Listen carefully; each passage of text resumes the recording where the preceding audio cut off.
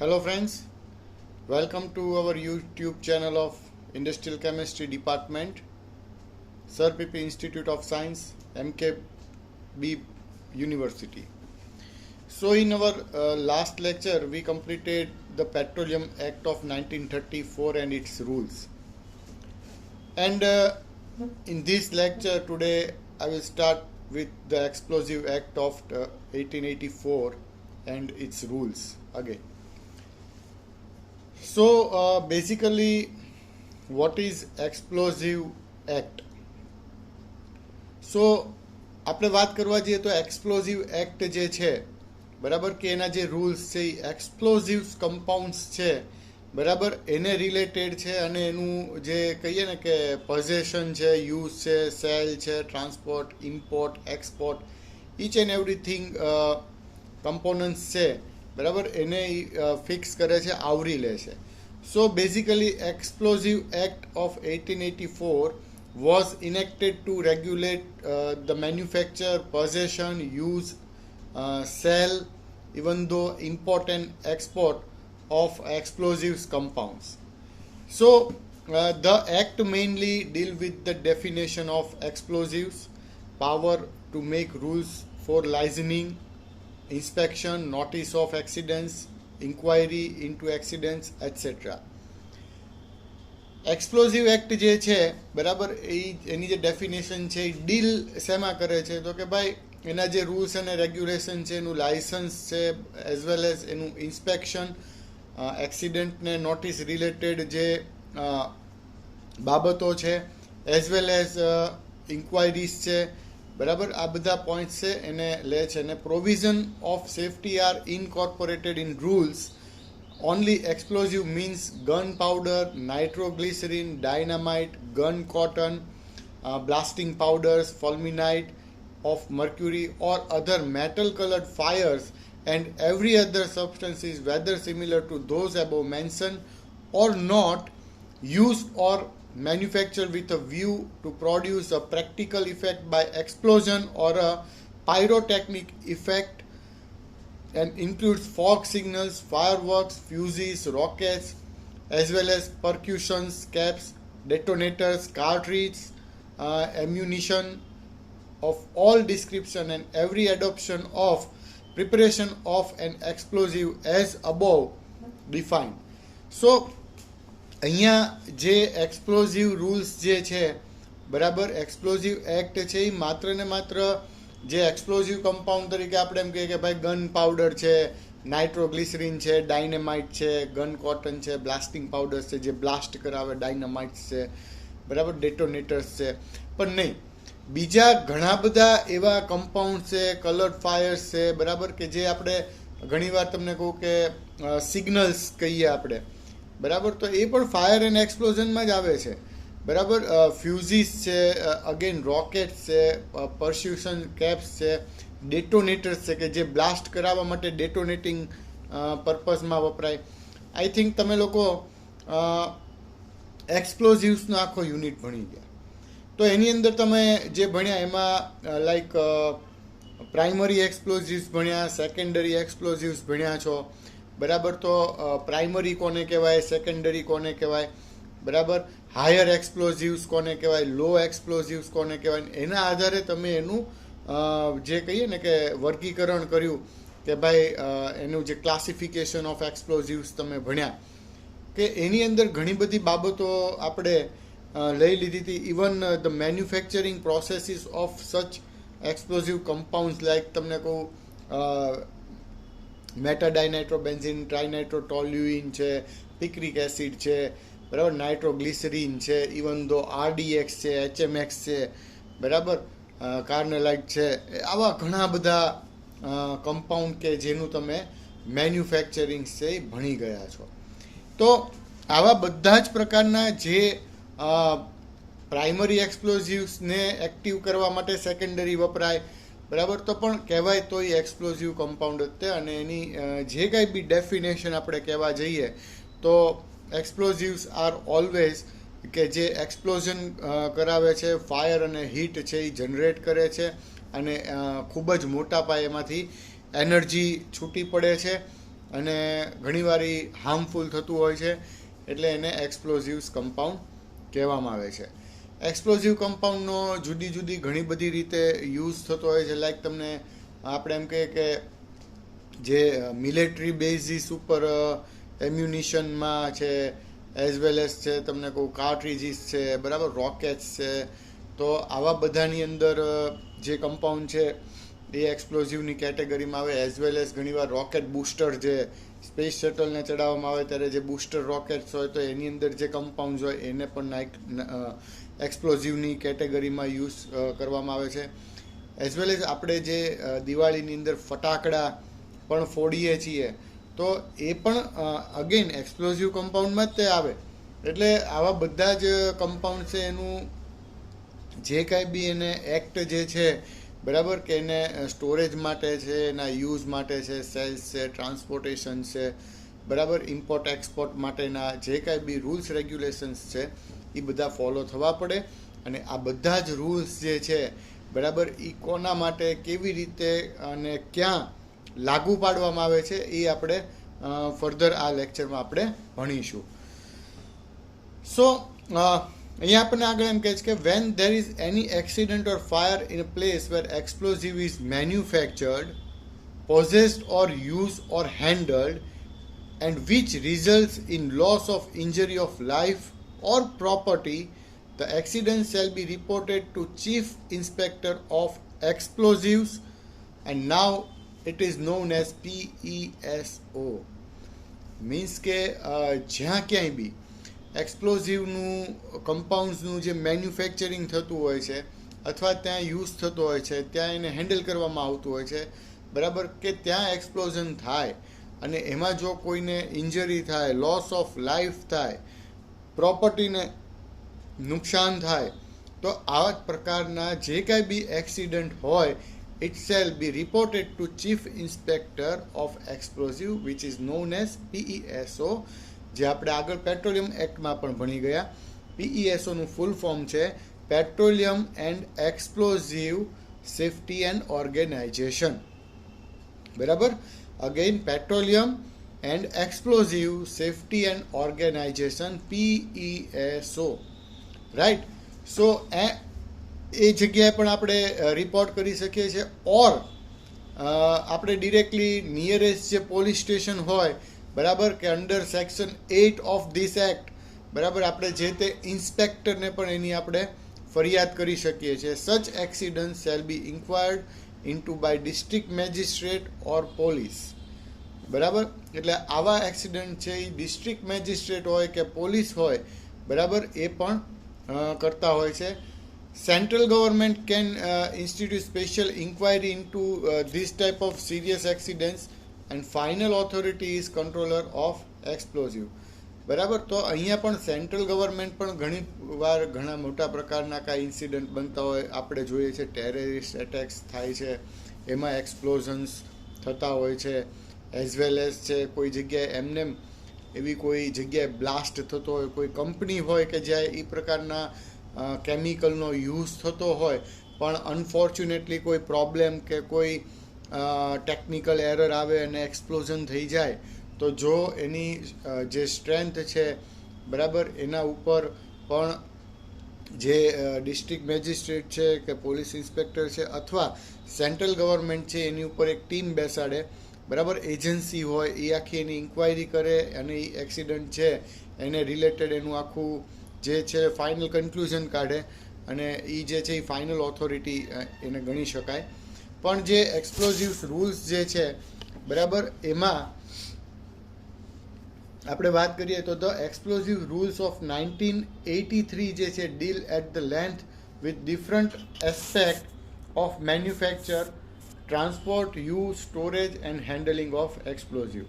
આપણે અત્યારે 1884 ભણીએ, પણ જે 1983માં જે લાગુ પાડવામાં આવ્યા એમાં basically transport, use, storage and handling of explosives છે, બરાબર, આ રૂલ્સ છે. એક્ટ છે એ 1884 જ ગણાય, પણ જે ડે બાય ડે એની અંદર મોડિફિકેશન થતું જાય અને ફાઇનલ જે રૂલ્સ છે જે કહે ને કે ઇમ્પ્લિમેન્ટેશન કરવામાં આવે, તો એ જે છે એ 1983 બરાબર, એના રૂલ્સ રેગ્યુલેશન્સ છે એ અત્યારે ફોલો થાય છે. સો અહીંયા explosives are classified into following classes. કોને એક્સપ્લોઝિવ્સ કહેવામાં આવે છે? બરાબર, કે જેના ઉપર બધા રૂલ્સ રેગ્યુલેશન્સ છે એ લાગુ પાડવામાં આવતા હોય છે. તો એની માટે આપણે વાત કરીએ તો ગન પાવડર છે, બરાબર, નાઇટ્રેટ મિક્સચર છે, as well as nitro compounds છે. તમને કહું TNT છે, ટ્રાઇનાઇટ્રોટોલ્યુન, પિક્રિક એસિડ છે, બરાબર. તો આ બધા જ જે છે નાઇટ્રો કમ્પાઉન્ડ જ કહેવાય. અને એક્સપ્લોઝિવ્સની જે કેટેગરી છે એની અંદર નાઇટ્રો એક્સપ્લોઝિવ્સની શ્રેણી સૌથી વધુ છે. એઝ વેલ એઝ ટોક્સિસિટીને એકોર્ડિંગલી જોવા જઈએ તો ક્લોરિન ટાઈપના કમ્પાઉન્ડ છે, ક્લોરિન બેઝડ કમ્પાઉન્ડ, બરાબર, એ પણ ઘણા બધા યુઝ થતા હોય છે. એટલે નાઇટ્રો કમ્પાઉન્ડ છે, ક્લોરેટ મિક્સચર્સ છે, બરાબર, ફોલ્મિનેટ્સ છે, એમ્યુનિશન છે, એઝ વેલ એઝ ફાયરવર્ક્સ છે, અને લિક્વિડ ઓક્સિજન એક્સપ્લોઝિવ્સ છે. તો આ બધા જે છે એ કેટેગરાઇઝ કરવામાં આવ્યા છે. અને આ બધા જે કેટેગરી આપણે નંબર ઓફ 8 જે નામ બોલ્યો, ફરી એકવાર બોલું છું: gun powder, nitrate mixtures, nitro compounds, chlorate mixtures, fulminate, then ammunition, fireworks અને લિક્વિડ ઓક્સિજન એક્સપ્લોઝિવ. તો આ કેટેગરી થઈ. પણ પ્રોહિબિશનની વાત કરવા જઈએ તો ઇમ્પોર્ટ અને એક્સપોર્ટને રિલેટેડ જે વાત થઈ રહી છે, તો ઇમ્પોર્ટ છે, ટ્રાન્સપોર્ટેશન છે, એક્સપોર્ટેશન છે, મેન્યુફેક્ચરિંગ છે, પોઝેશન્સ છે, યુઝ છે, સેલ છે, હેન્ડલિંગ છે, બરાબર, એ કોઈ પણની અંદર એની અનઓથોરાઇઝ એક્સપ્લોઝિવ્સ છે એ ઇટ ઇઝ પ્રોહિબિટેડ. આ જે કંઈ બી કામ કરીએ, જે આપણે કેટેગરીની અંદર આવતા હોય એ સિવાયનો બીજો કોઈ પણ નવો અનઓથોરાઇઝ કમ્પાઉન્ડ જે છે એક્સપ્લોઝિવ તરીકે, એને આપણે એની અંદર લઈ શકાતો નથી. અને dispatch or delivery of explosive by unlicensed person is also prohibited. બરાબર, જે પર્સન જે છે એ ઓથોરાઇઝ કરવામાં આવતો હોય છે કે એના અંડરમાં તે આખું જે એક્સપ્લોઝિવ્સનું હેન્ડલિંગ છે, એનું ટ્રાન્સપોર્ટેશન છે, એનું સ્ટોરેજ છે, ઈચ એન્ડ એવરીથિંગ એ જે તે ડિપાર્ટમેન્ટે એ જે તે વ્યક્તિને એ સોંપેલું હોય, પણ અનલાઇસન્સ્ડ પર્સન હોય, બરાબર, એ કોઈ રીતે આમાં ઇન્ક્લુડ થઈ શકે નહીં. ઘણા બધા આમાં આગળ આપણે ભણીશું કે ઘણી બધી એવી મેટર્સ છે કે એનું હેન્ડલિંગ કરતી વખતે શું ધ્યાન રાખવાનું છે, શું નથી કરવાનું, બધું જ આપણને સમજાવે છે. બીજી એક વસ્તુ અગત્યની કે જે એક્સપ્લોઝિવ કમ્પાઉન્ડ્સ છે, બરાબર, તો એક્સપ્લોઝિવ કમ્પાઉન્ડની એક માર્કિંગ સ્કીમ હોય. આપણને માર્કિંગ સ્કીમ એટલે શું? તો કે જ્યાં જે કોઈ બી એક્સપ્લોઝિવ કમ્પાઉન્ડ જે છે બનાવવામાં આવે છે, તો આ પ્રકારના એક્સપ્લોઝિવ કમ્પાઉન્ડને જ્યારે પેક કરે છે પેકેજની અંદર, બરાબર, ત્યારે કેટલી વસ્તુ ઇન્ક્લુડ થાય છે એના બોક્સ ઉપર. તો એમાંય તે 6 એક આઇટમ છે કે જે એક્સપ્લોઝિવ્સમાં એટેચ કરવી પડે છે. લાઈક ફર્સ્ટ છે એ જે તે એક્સપ્લોઝિવ્સનું નામ, કે ભાઈ લાઈક નાઇટ્રો એક્સપ્લોઝિવ છે તો એનું જે પહેલાં તો સૌથી પહેલાં ઉપર જ તે બોક્સ ઉપર મોટા અક્ષરે લખવું પડે એક્સપ્લોઝિવ. ઓલું કેમ કાચના બોક્સ હોય તો હેન્ડલ વિથ કેર અથવા ગ્લાસ ઇનસાઇડ આવું કંઈક લખે, બરાબર, અથવા સેફ હેન્ડલ. પણ ઓવરઓલ વર્ડ એક્સપ્લોઝિવ છે એ સૌથી પહેલું નોટિફાઈ કરવું પડે. Then name of the explosive, કયો એક્સપ્લોઝિવ અંદર છે, લાઈક નાઇટ્રોગ્લિસરીન છે, લાઈક ટ્રાઇનાઇટ્રોટોલ્યુન છે, પિક્રિક એસિડ છે, બરાબર, ગન પાવડર છે, વોટ એવર, એનું નામ લખવું પડે. એટલે સૌથી પહેલું explosives, then the name of the explosive, class and division. એક્સપ્લોઝિવ્સને કેટેગરાઇઝ કર્યા. આપણે કેમ વાત હમણાં થઈ કે ભાઈ પ્રાઇમરી એક્સપ્લોઝિવ અને સેકન્ડરી એક્સપ્લોઝિવ, તો અહીંયા પણ એ કેટેગરીને એકોર્ડિંગલી એનો ક્લાસ લખવો પડે. કારણ કે અમુક છે એ ડેન્જરસ કહી શકાય કે ઇન્સ્ટન્ટ ઇટ કેચિસ ધ ફાયર, બરાબર, અને સમ આર નોટ. સો અહીંયા જે વાત છે કે એનો ક્લાસ છે, એની ડિવિઝન છે, એ પણ નોટિફાઈ કરવું પડે. બરાબર, ક્લાસ એ એક્સપ્લોઝિવ છે, ક્લાસ બી છે, કે જે કાંઈ બી એની કેટેગરી પડતી હોય એ પ્રમાણે. Then name of sender or manufacturer, જે કોઈ બી વ્યક્તિએ આ પર્ટિક્યુલર એક્સપ્લોઝિવ કમ્પાઉન્ડ બનાવ્યો છે એનું નામ, એની કંપનીનું નામ છે, અથવા મોકલનાર પાર્ટી છે એનું નામ છે, એ લખવું પડે. ધેન એની અંદર છે નેમ ઓફ કન્સાઇનર. નેમ ઓફ કન્સાઇનર એટલે કે ભાઈ કોને મોકલીએ છીએ, કોણ રિસીવ કરવાનું છે, બરાબર, તો એ લખવું પડે. અને finally weight of explosive compound, મતલબ કેટલો એક્સપ્લોઝિવ અંદર ભર્યો છે, બરાબર. So weight of the explosive compound છે એ પણ એની અંદર આપણે નોટિફાય કરવું પડે. સો આ 6 આઇટમ થઈ. ત્યાર પછી આપણે આગળ વધીએ છીએ પ્રિકોશન્સ ઉપર, કે ભાઈ પ્રિકોશન્સ ટુ બી ઓબ્ઝર્વડ while handling explosives. જ્યારે આપણે એક્સપ્લોઝિવ કમ્પાઉન્ડ્સને હેન્ડલ કરતા હોય ત્યારે અમુક પ્રિકોશન છે એને આપણે ઓબ્ઝર્વેશનમાં રાખવા જ પડે. Like storage of floor shall be clean, બરાબર, before and after use. Rocket shall not be thrown or drop or pulled, બરાબર. Operation shall not be stop unnecessarily. જો ફ્લોર છે એ ક્લીન હોવા જોઈએ. અમુક રોકેટ ટાઈપના જે એક્સપ્લોઝિવ કમ્પાઉન્ડ હોય તો એનો થ્રો કે એને ગમે ત્યાંથી ડ્રોપ કરવાનું કે ગમે ત્યાંથી એને ખેંચાવાનું, એવી કોઈ વસ્તુ ન થવી જોઈએ. અને ઓપરેશન છે જે તે એક્સપ્લોઝિવ્સને રિલેટેડ કામ ચાલુ હોય તો અનનેસેસરીલી એ બંધ થવું જોઈએ નહીં, બરાબર. અનનેસેસરીલી એને સ્ટોપ કરાતું નથી. It prohibits smoking, fire, inflammable substances near the storage of explosive or handling of explosive. જ્યાં ક્યાંય બી એક્સપ્લોઝિવ કમ્પાઉન્ડ્સનું કામ થાય છે અથવા તો જ્યાં ક્યાંય બી આપણે એનું હેન્ડલિંગ કરીએ છીએ તો ત્યાં સ્મોકિંગ છે, બરાબર, ફાયર, કોઈ જાતનો તણખો છે કે કોઈ ઇન્ફ્લેમેબલ વસ્તુ છે બાજુમાં પડી હોય, અથવા તો ક્યાંક એવી રીતના ઇલેક્ટ્રિસિટી પાસ થતી હોય, વાયર્સ પાસ થતા હોય તો એ બધું ટોટલી પ્રોહિબિટેડ હોવું જોઈએ. એ વસ્તુ કરી શકાતી નથી. ધેન અગેન ઇટ પ્રોહિબિટ્સ મેચિસ, બાકસ, બરાબર, ફ્યુઝીસ, ઘણી જગ્યાએ ફ્યુઝ લગાવ્યા હોય કારણ કે ત્યાંથી ક્યારેક સ્પાર્કિંગ ને એવું થઈ શકે છે, બરાબર. એન્ડ આર્ટિકલ્સ ઓફ આયન્સ, બરાબર.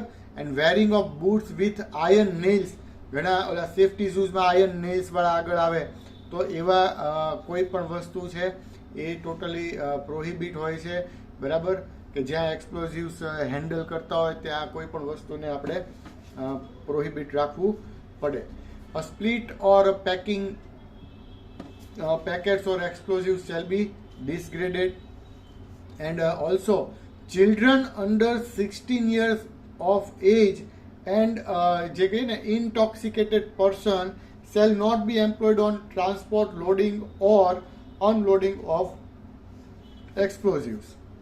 મતલબ 16 વર્ષથી નાના કોઈ પણ વ્યક્તિ આ પ્રકારની પ્રિમાઇસીસમાં સદંતર કે ને કે પ્રોહિબિટેડ છે. એઝ વેલ એઝ ઇન્ટોક્સિકેટેડ પર્સન કે જેને કોઈ ટોક્સિસિટી, કોઈ ગેસિયસ ફ્યુમ્સ છે કે એને કારણે બેભાન થઈ જતા હોય અથવા કોઈ એલર્જી કે એવું કાંઈ સમથિંગ પ્રોબ્લેમ્સ એને થતા હોય તો એવા વ્યક્તિઓ છે એ પ્રોહિબિટેડ હોવા જોઈએ. ઇવન ધો ટ્રાન્સપોર્ટની અંદર લોડિંગ કે અનલોડિંગ કરાવતી વખતે પણ આવા વ્યક્તિઓ છે એ પ્રોહિબિટેડ જ હોય છે અને હોવા જ જોઈએ, બરાબર. છોકરાઓ, નાના છોકરાઓ પાસે આપણા એક્ટને એકોર્ડિંગલી પણ કામ નથી કરાવી શકાતું, બરાબર. એટલે એ તો સદંતર પ્રોહિબિશનમાં જ આવવું જોઈએ. નેક્સ્ટ છે competent person shall be in charge of loading, unloading or handling of explosive compounds and explosive shall be protected from water and sun rays. So competent person means કે જવાબદાર વ્યક્તિ, જે ક્યાંય બી હેન્ડલિંગ છે, એનું લોડિંગ છે, એનું અનલોડિંગ છે, ઈચ એન્ડ એવરીથિંગ છે, બરાબર. A competent person shall be in charge, જવાબદાર વ્યક્તિના અંડરમાં જ થવું જોઈએ. Explosive shall be protected from water and direct sunrays, બરાબર. પાણીથી પ્રોટેક્ટ થવા જોઈએ. As well direct sunlight, direct સનલાઇટને કારણે હીટ જનરેટ થાય અને એને કારણે પણ ક્યારેક એમને પણ એક્સપ્લોઝન થવાના ચાન્સીસ રહી જાય. No unauthorise person shall be allowed in a place where explosives are manufactured, stored, handled or transported. So, unauthorized person છે ટોટલી પ્રોહિબિટેડ જ હોવા જોઈએ, બરાબર. કારણ કે જે કાંઈ બી મેન્યુફેક્ચરિંગનું વર્ક થતું હોય, હેન્ડલિંગ થતું હોય, સ્ટોર થતું હોય, તો એવી તમામ જગ્યાઓ ઉપર આવા અનઓથોરાઇઝ પર્સન છે એને એલાઉડ ન જ કરાય. ભાઈબંધ છે એટલે આવ્યો, અમે ઘડીક બેઠા, બરાબર, પણ હવે એ ઘણી બધી વસ્તુ છે. એક તમારી પ્રાઇવસી જાણે છે, જાણીને જાય છે, એઝ વેલ એઝ કેવી રીતના શું તમે કરો છો બધું એને ખબર પડવા માંડે. પણ જો પ્રોપર પર્સન ન હોય તો તમારા business, not in only explosive, in any kind of business, બરાબર, કોઈ પણ એવી રીતના વ્યક્તિ જે છે કે જે અનઓથોરાઇઝ હોય કે જે આપણા રિલેટેડ જ નથી, તો એને એવી પ્રિમાઇસીસમાં લઈ જ ન જવાય, બરાબર, જેથી કરીને કોઈ બીજા નવા ઇસ્યુ ઊભા થાય. એટલે ટોટલી પ્રોહિબિશન હોય. અને જે કાંઈ બી provision of import and export of explosives is made in rule 2230. એટલે જે કાંઈ બી સેક્શન 2230ના જે રૂલ્સ છે એની અંદર એક્સપોર્ટ ઇમ્પોર્ટને રિલેટેડ પણ બધા જ પોઈન્ટ્સ છે એમાં નોટ કરવામાં આવ્યા છે. સો નેક્સ્ટલી આપણે સેફટી રિલેટેડ શું પ્રિકોશન્સ છે એમાં પોઈન્ટ બાય પોઈન્ટ આપણને સમજાવ્યું છે. એમાં નંબર ઓફ જે આ એક્ટ જે છે, એક્સપ્લોઝિવ્સ એક્ટ જે છે 1884, અને એના જે રૂલ્સ છે, તો એમાં બધા રૂલ્સને રિલેટેડ આપણને કહેવા માંગે છે. એમાં ફર્સ્ટ પોઈન્ટ છે કે rules number 31 to 44 deal with general safety precautions in transport of explosive, while rule 63 to 80, બરાબર, deal with transport by land. જો અહીંયા બે વસ્તુ છે. 31 થી 44 નંબરના જે રૂલ્સ છે એક્સપ્લોઝિવના, એ બેઝિકલી જનરલ સેફટી પ્રિકોશન્સને રિલેટેડ ધ્યાન રાખવાનું કહે છે ટ્રાન્સપોર્ટેશનમાં. જ્યારે રૂલ નંબર 63 to 80 જે છે it deals with the transport by land, એટલે કે જમીન ઉપર ટ્રાન્સપોર્ટેશન કરવાનું હોય તો એમાં શું રૂલ્સ રેગ્યુલેશન્સ છે ફોલો કરવા પડે, એ બધું એમાં સમજાવ્યું છે. Explosives shall only be transported after getting a license for the same and according to condition of license. એટલે જે કાંઈ બી લાઇસનિંગની પ્રોસેસ છે એ બધું કમ્પ્લીટ કરીને તે જે તે લાઇસન્સ મળે ત્યારબાદ જ તે એનું ટ્રાન્સપોર્ટેશન થવું જોઈએ, પહેલાં કરી શકાય નહીં, right. Different classes of explosive shall B kept separated. Again very useful point કે જુદા જુદા ક્લાસ પાડવામાં આવ્યા છે કે જે according to there explosion rate, બરાબર. તો જે કંઈ બી ક્લાસ પ્રમાણે જુદા જુદા એક્સપ્લોઝિવ્સને જુદા જુદા તે રાખવા જોઈએ. ફોર એક્ઝામ્પલ તમને કહું કે ભાઈ TNT છે, બરાબર, it is more explosive than gun powder, તો બંનેનો ક્લાસ જ જુદો થાય છે, બરાબર. ડેટોનેટર્સ છે એના કરતાં TNT મોર એક્સપ્લોઝિવ છે, તો બંનેનો ક્લાસ જુદો, તો બંનેને સેપરેટ રખાય, એક સાથે રખાય નહીં, બંનેનું એક સાથે ટ્રાન્સપોર્ટેશન ન કરાય, બરાબર, કારણ કે એના રૂલ્સ બદલાતા રહેતા હોય છે. A certificate of safety shall be obtained from inspector for class 3 and 4 explosive. Class 3 અને 4 ના જે એક્સપ્લોઝિવ છે એના માટેનું જે સર્ટિફિકેટ છે, બરાબર, એનું હેન્ડલ સ્ટોરેજ ટ્રાન્સપોર્ટનું, તો એ ઇન્સ્પેક્ટર પાસેથી મેળવવું પડે. ત્યાર પછીનો આપણને પોઈન્ટ કહે છે કે no explosive shall be transported in any carriage carrying passengers on hire. ઘણી બધી વાર આપણે જોતા હોઈએ છીએ ટ્રાવેલ્સવાળા અને ટ્રકવાળાની કે જે હાઈવે ઉપર જતા હોય અને ગામ નજીકથી નીકળે ને કોઈ હાથ ઊંચો કરે અને કેબિન ફૂલ લોકોથી ભરી નાખે અને બહુ થોડું મિનિમમ ભાડું લઈ અને જે તે જગ્યાએ એમને ડ્રોપ કરી દેતા હોય છે. તો જ્યારે તમે એક્સપ્લોઝિવનું ટ્રાન્સપોર્ટેશન કરો છો ત્યારે આ ટોટલી પ્રોહિબિટેડ વસ્તુ છે, બરાબર. કોઈ લોકો એવા કોઈને બેસાડાય નહીં, બરાબર, કે જેને આપણે પેસેન્જર્સ ઓન હાયર કહીએ તો એ કરાય જ નહીં. કારણ કે જો કંઈક પ્રોબ્લેમ થાય અને એક્સપ્લોઝન થાય તો ડ્રાઈવર ક્લીનર કરતા તે વધારે જણા અંદર હોય તો એ લોકો નીકળવું પણ મુશ્કેલ પડે અને મોટી જાનહાનિ થઈ શકે છે. નેક્સ્ટ એમાં પોઈન્ટ છે કે ક્વોન્ટિટીઝ, બરાબર, ક્વોન્ટિટીને રિલેટેડ છે કે quantities ટ્રાન્સપોર્ટેડ shall not exceed more than half of carrying capacity in case of wagons. વેગનની અંદર જો ટ્રાન્સપોર્ટેશન કરતા હોય તો જે કાંઈ બી એની કેપેસિટી કરતાં અડધી કેપેસિટી તે ભરવી જોઈએ, બરાબર, અને અથવા maximum capacity whichever is less in truck, એટલે 10,000 kgની હોય તો 5,000 kg સુધી ભરી શકાય, બરાબર, પણ વધારે ન ભરીએ એ હિતાવહ છે અને અગેન્સ્ટ રૂલ જાય છે, બરાબર. Then explosives shall not be sent to the carrier unless carrier is given notice certifying that explosives are packed and marked as per law. ટ્રાન્સપોર્ટેશનમાં કોઈ પણ એક્સપ્લોઝિવ કમ્પાઉન્ડ એવી રીતના કેરી ન થઈ શકે કે જે રૂલ્સ ફોલો ન કરતા હોય, બરાબર. એમાં જે આપણે માર્કિંગની સ્કીમ કીધી એકોર્ડિંગ ટુ ધ લો, કે જે કાંઈ બી એનું પેકેજ છે, બરાબર, તો એની ઉપર આપણે વાત કરી કે પહેલું તો એક્સપ્લોઝિવ લખવાનું, બરાબર. ધેન આપણને કહે છે કે name of description and quantity, name and address of consignor and consignee, મોકલનાર અને મેળવનારની બધી જ ડિટેલ લખવી પડે, બરાબર. અને and the carrier has confirm to carry, એટલે જે તે કેરિયર હોય એની પાસે પણ એ એક્સપ્લોઝિવ કમ્પાઉન્ડને કેરી કરવાનું યોગ્ય સર્ટિફિકેટ હોવું જરૂરી છે. Then explosives shall be loaded or unloaded at a safe distance from station, dwelling house, public buildings or where flammable materials are stored. Explosive material જ્યારે લોડ કે અનલોડ કરીએ ત્યારે સેફલી ડિસ્ટન્સ મેન્ટેન કરવું પડે.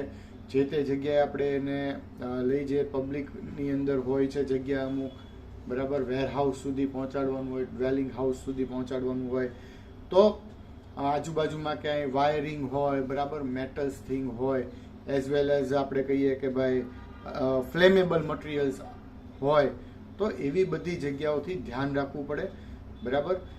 Explosive shall not be brought or loading unless carriage it is ready, બરાબર. Even carriage shall be in charge of the competent person, મતલબ કે જ્યાં સુધી કેરેજ રેડી ન હોય ત્યાં સુધી એને લોડિંગ કે અનલોડિંગ એ ન કરાય. અને અગેન જવાબદાર વ્યક્તિના અંડરમાં તે આ આખું કામ થવું જોઈએ.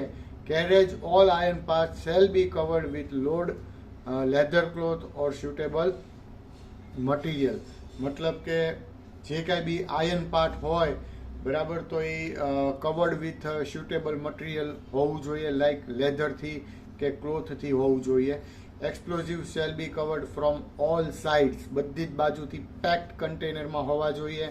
Carriage shall not stop unnecessarily, transportation થતું હોય અહીંથી અમદાવાદ જતું હોય ભાવનગરથી, તો વચ્ચે વચ્ચે કોઈ સ્ટોપ અનનેસેસરી સ્ટોપ લેવાવા ન જોઈએ, બરાબર. અને ઇન ધ પરમિશન ઓફ જે કોમ્પિટન્ટ પર્સન જે વાત કરી આપણે, તો એની પરમિશનથી તે જે તે જગ્યાએ બહુ થોડાક ઇન્ટરવલ માટે ઊભું રહે અને પછી ત્યાંથી પાછું જે તે જગ્યાએ જવાનું ત્યાં તરફ મૂવ થઈ જાય, બરાબર. Explosive shall be covered from all sides, જે આપણે કીધું. Two carriage having explosive shall travel with a distance of 50 metres, એક સાથે નંબર ઓફ વ્હીકલ્સ છે એ ટ્રાન્સપોર્ટ થતા હોય તો તમને કહું કે બે ની વચ્ચે ચોક્કસ છે ડિસ્ટન્સ, લાઈક કીધું 50 મીટર્સનું તો ડિસ્ટન્સ હોવું જ જોઈએ. સાવ નજીક નજીક કહીએ ને, બમ્પર ટુ બમ્પર ના ચલાવી શકાય. અચાનક આગળથી કોઈક ઓબ્જેક્ટ આવે, એક વ્હીકલ ઊભું રહી જાય, બીજું સીધું એની યાર ભટકાઈ જાય અને એક્સપ્લોઝન થાય. ત્યાર પછી જે આપણને વાત છે કે before any repairs all explosive shall be taken out of carriage. રસ્તામાં ક્યાંક ખામી સર્જાય કે કોઈ એવો ઇન્સિડન્ટ થાય તો સૌથી પહેલાં એને રિપેરિંગ કરવા પહેલાં બધું જ છે એ બહાર કાઢી નાખવાનું, જે તે સુટેબલ બીજા કેરેજ અવેલેબલ હોય તો એની અંદર ટ્રાન્સપોર્ટ કરાવી દેવાનું થાય, પછી જ રિપેરિંગ રિલેટેડ વર્ક થઈ શકે. નેક્સ્ટ એમાં પોઈન્ટ છે કે explosive shall be transported according to condition or return permit by district authority. મતલબ કે એક્સપ્લોઝિવ કમ્પાઉન્ડ જે છે એ ટ્રાન્સપોર્ટેશન જે છે એનું એકોર્ડિંગ ટુ ધ કન્ડિશન્સ જે છે એ ડિસ્ટ્રિક્ટ ઓથોરિટીની પરમિશનથી રિટર્ન પરમિટ હોવી જરૂરી છે, તો ટ્રાન્સપોર્ટેશન થઈ શકે છે. Mechanically propelled carriage shall be approved by chief inspector, બરાબર. And carriage shall be marked with word explosives. જે તે વેગન હોય કે જે તે કન્ટેનર હોય તો એમાં મોટા અક્ષરે એક્સપ્લોઝિવ બહારની તરફ એ લખવું જોઈએ, એટલે બાજુમાંથી કોઈ વ્હીકલ પસાર થતા હોય એને ખબર પડે કે આ જે કેરિયર છે એ એક્સપ્લોઝિવ કમ્પાઉન્ડને કેરી કરે છે, રાઈટ. જો રેલવે વેગન હોય, જો વાત આવી રેલવે વેગન્સમાં પણ એક્સપ્લોઝિવ ટ્રાન્સપોર્ટ થતા હોય છે. Railway wagons with explosive shall be joint as far away as possible from engine. મતલબ કે પહેલી વસ્તુ કે એક્સપ્લોઝિવ કમ્પાઉન્ડ એન્જિનથી દૂર હોવા જોઈએ. મતલબ કે એન્જિનથી 2-3 ડબ્બા છોડીને પહેલું વેગન એક્સપ્લોઝિવનું લાગે. અને even though not more than 3 wagons be joint, 3 wagon પણ એક સાથે જોઈન્ટ કરી શકાય નહીં. બધાની વચ્ચે એકનું જો અંતર, ઓકે, એક ખાલી એક ભરેલું, એક ખાલી એક ભરેલું, એક ખાલી, તો બેસ્ટ વસ્તુ છે, સ્યુટેબલ છે. અધરવાઇઝ બે વચ્ચે એકનો ગેપ, બે વચ્ચે એકનો ગેપ, હા, એન્જિનથી તો દૂર જ તે, બરાબર. And the explosives if not taken delivery within 12 hours shall be return. મતલબ 12 કલાકની અંદર જેની ડિલિવરી ન થાય તો એ રિટર્ન થઈ જવું પડે. મેન્યુફેક્ચર એન્ડ પોઝેશન્સની આપણે વાત કરીએ તો અગેન એમાં જે રૂલ છે એ મેન્યુફેક્ચર એન્ડ પોઝેશન્સ છે, એ rule 81 to 86 deal with the safety precaution in manufacturing and possession of explosive with transporting by road, બરાબર. મેન્યુફેક્ચરર અને પોઝેશન જે આપવાનું હોય છે of explosive compound by transportation, એ 81 to 86 નંબરના રૂલ છે એ ફોલો કરે છે.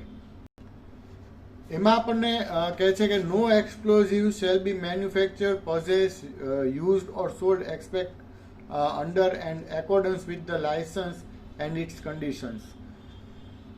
એકોર્ડિંગ ટુ ધ લાયસન્સ જ આપણે વસ્તુ વેચી શકીએ છીએ. એવું નથી કે ભાઈ આપણી પાસે એક વસ્તુનું લાયસન્સ છે એટલે આપણે બધી જ વસ્તુ વેચી શકીએ, બરાબર. એટલે એકોર્ડિંગ ટુ ધ લાયસન્સ જે છે, બરાબર, એ પ્રમાણે તે આપણે જે તે વસ્તુ છે એ લઈ શકીએ છીએ, વેચી શકીએ છીએ, ટ્રાન્સપોર્ટ કરી શકીએ છીએ. But no licence is required for small quantity, બરાબર, for chemical experiment or for use in on mine or carry or for manufacturing fireworks not exceeding 25 kg. અહીંયા આપણને કહે છે કે ભાઈ કેમિકલ એક્સપેરિમેન્ટ માટે કે બહુ સ્મોલ ક્વોન્ટિટીમાં જો એક્સપ્લોઝિવ કમ્પાઉન્ડની જરૂરિયાત ઊભી થતી હોય તેમાં કોઈ પણ પ્રકારનું લાયસન્સ લેવાની જરૂર નથી, બરાબર. 25 kg ફાયરવર્ક્સ માટે પણ કીધું છે અને 15 kg છે એ ગન પાવડર માટેની આપણને અહીંયા વાત કરવામાં આવે છે.